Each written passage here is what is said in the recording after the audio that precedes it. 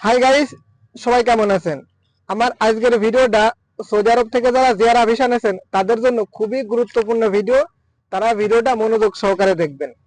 আপনারা এই মুহূর্তে সৌদি আরব থেকে যারা জিয়ারা ভিসা তুলতেছেন তাদেরকে কিন্তু 1 বছরের ভিসা দিচ্ছে, কিন্তু আপনি যখন বাংলাদেশ থেকে কাজ করাবেন তখন আপনাকে 1 বছরের ভিসা দেবে না।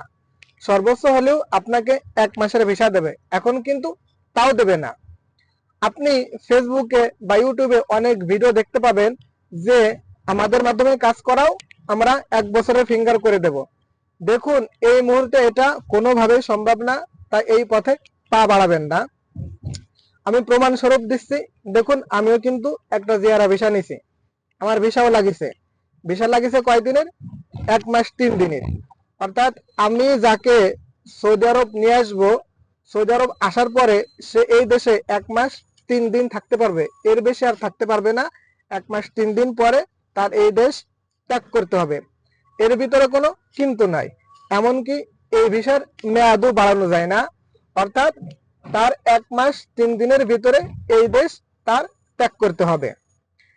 এখন যারা জিয়ারা ভিসা নিয়েছেন, এখনো এম্বাসিতে জমা দেননি, তারা কথাগুলো মনোযোগ সহকারে শোনেন।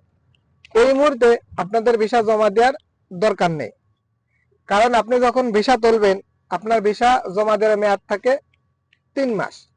আপনি 2 মাস পরে জমা দেন।